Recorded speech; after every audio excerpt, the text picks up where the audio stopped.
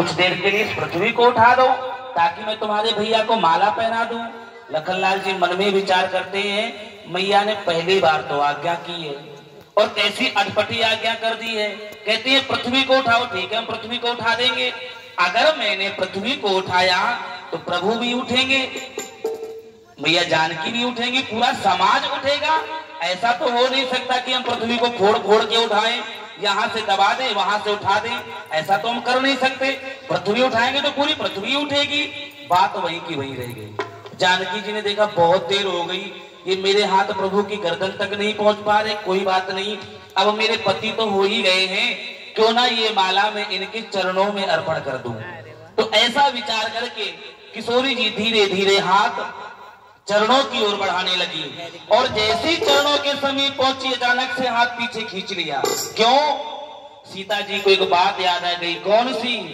गौतम तीय गति सुरत कर, नहीं परसद पदपान, मन बिहसे रघुवंश मणि, प्रीत अलौकिक जान। जानकी जी ने मन में विचार किया कि मैंने सुना था जब ये हमारे नगर में आ रहे थे तो रास्ते में गौतम ऋषि की पत्नी अहिल्या जो पत्थर रूप में थी, इनकी चरण धूली लगने से वो स्त्री बन गई और अपने पति लोग को चली गई। अगर आज ये हाथ इनके चरणों से स्पर्श हो जाते तो वहां स्त्री बनी थी एक, यहाँ स्त्री बन जाती अनेक। वो कैसे? जानकी जी ने जो अपने हाथ में कंगन पहने ना बंधुओं, उसमें जो मणि, मुद्रिका, हीरा, पन्ना, पुखराज लगे हैं, भले से इनके नाम अलग अलग हों लेकिन है सब ये कंकड़ पत्थर।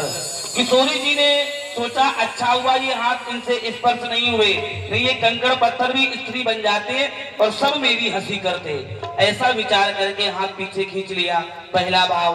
दूसरा भाव, हम प्रभु को किस नाम से बुलाते हैं? प्रभु का पूरा नाम क्या है?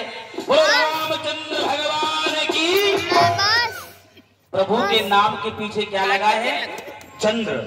और आज किशोरी जी के हाथों की उपमा क्या दी है? कर सरोज जयमाल सोहाए। कर माने हाथ, सरोज माने कमल।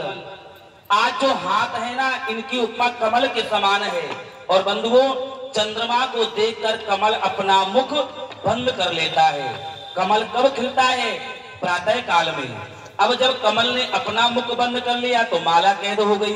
अब माला कैसे पहनाई जाए? तो सखियों ने यहाँ पे भैरवी राग गाया। भैरवी राग प्रातः काल के समय गाया जाता है। सखियों ने प्रार्थना की राम जी से। अरे जीजा जी, आपने तनक जुग जाई, हमारी किशोरी जी आपसे बड़ी थोड़ा झुक जाइए ना। राम जी मन में विचार कर रहे हैं कैसे मिथिला की शादियां हों। एक तो जीजा कह रही ऊपर से झुका भी रही है। ऐसे जीजा है कि हम झुक जाएं। सखियों ने प्रार्थना की, ओ झुकी जइयो तनक रघुवीर, गली मेरी छोटी सी, झुक जइयो तनक रघुवीर, गली मेरी छोटी सी। कब से घड़ी लाला पैर दुखन लगे, कब से घड़ी लाला पैर दुखन लगे, कब से घड़ी लाला पैर दुखन लगे, तुम हो बड़े बेबी, गली मेरी छोटी सी, झुक जइयो तनक रघुवीर, गली मेरी छोटी सी। सखियों ने खूब प्रार्थना की, राम जी ने कोई ध्यान नहीं दिया। लेकिन जब राग गाया, मुखमंडल पर जो चंद्रमा की लाली थी वो धीरे धीरे सूर्य की ओर बढ़ी, तो माला ने भी अपना मुख खोलना आरंभ किया। और इतनी देर में लखनलाल जी ने बड़ा सुंदर उपाय ढूंढ दिया।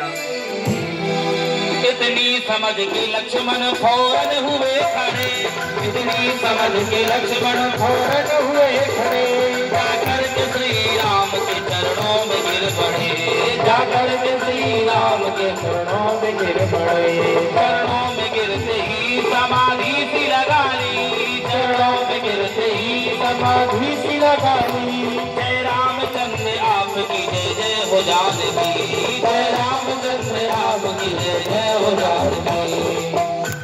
लखनलाल जी अपने आसन से उठे, जाके प्रभु के चरणों में साष्टांग लेट गए। राम जी ने सोचा कोई बात नहीं, मेरा छोटा भाई है, अभी क्रोध कर रहा था, मैंने धनुष तोड़ दिया है, प्रणाम कर रहा है, कोई बात नहीं, करने दो। लेकिन बंधुओं, ये कैसा प्रणाम है? उठने का नाम ही नहीं ले रहे। ये प्रणाम नहीं है, अगर हम किसी को प्रणाम करेंगे तो अपने आसन से उठे, प्रणाम किया, फिर बैठ गए, ये कैसा प्रणाम है? आज लखनलाल जी प्रणाम नहीं कर रहे, प्रभु के चरणों में समाधि लगा ली। हमारे राघव अंतर्यामी हैं, घट घट की जानते हैं, सबके हृदय की जानते हैं। एक बार लक्ष्मण की ओर देखा, एक बार किशोरी जी की ओर देखा, दोनों को देख के मन में विचार करते हैं कि हमें झुकाने के लिए देवर भाभी एक हो गए हैं। देवर भाभी ने अच्छी चाल चली है। हमारे राघव कहते हैं तुम चाहे कितनी भी एकता बना लो, लेकिन जब तक हम कृपा नहीं करेंगे तब तक कुछ नहीं होने वाला। श्री राम जी भी भाप गए दोनों की बात को सरनी